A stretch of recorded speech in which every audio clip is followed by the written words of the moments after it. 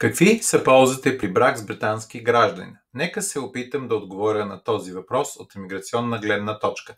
Някои наши сънароднички и сънародници се женят за британски граждани и смятат, че това е един голям плюс за тях и ще им даде доста допълнителни права и възможности. Нека да обсъдим дали е така или не е така. Основно мога да кажа, че има един плюс това някой да има съпруга британец. Това е, че някой, ако пожелае да стане британски гражданин и неговият съпруга е британец, когато получи постоянния си статут Indefinite Leave to Remain, на него няма да му се налага да чака една година след получаването на своя статут, за да може да кандидатства за британско гражданство. Пример. Ако Мария не е женена за британец, тя може да стане британски гражданин една година след като е получила постоянен статут. Ако Мария е женена за Джон, който е британец, на нея не й се налага да чака една година, за да стане британска гражданка. Тя може да получи британско гражданство веднага след получаването на постоянния статут.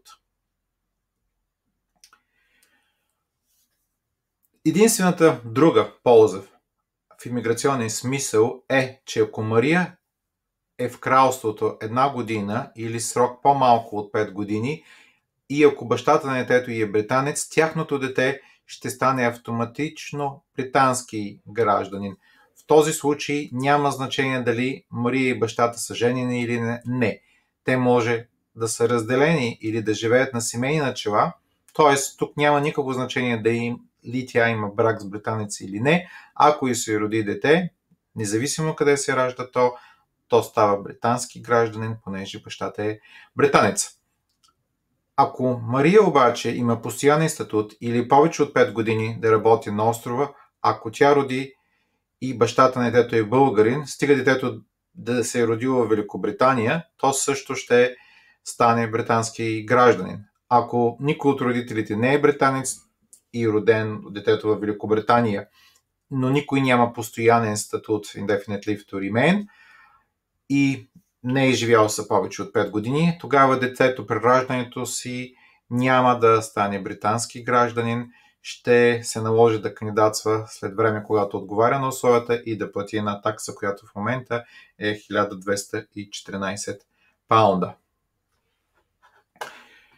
Основният минус. Нека сега обсъдим този въпрос.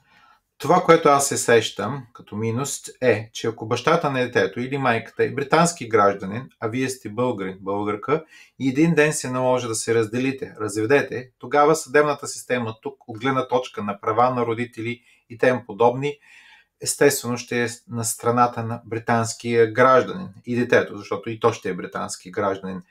Имайки предвид, че ако бащата е британец, а вие сте българка, администрацията тук, като съд, социални служби, естествено ще се опита да защитят детето, понеже е британец, и родителя, бащата или майката, които са британец и ще се грижат за него. Ако вие искате да го изведете в България с вас и да живеете там постоянно, ще ви е по-трудно. Това са нещата, които не е нужно да ви казвам сами. Може да се сетите, че всяка държава гледа да защити първо своите граждани. Ако имате нужда от имиграционни услуги, свържете се с нас.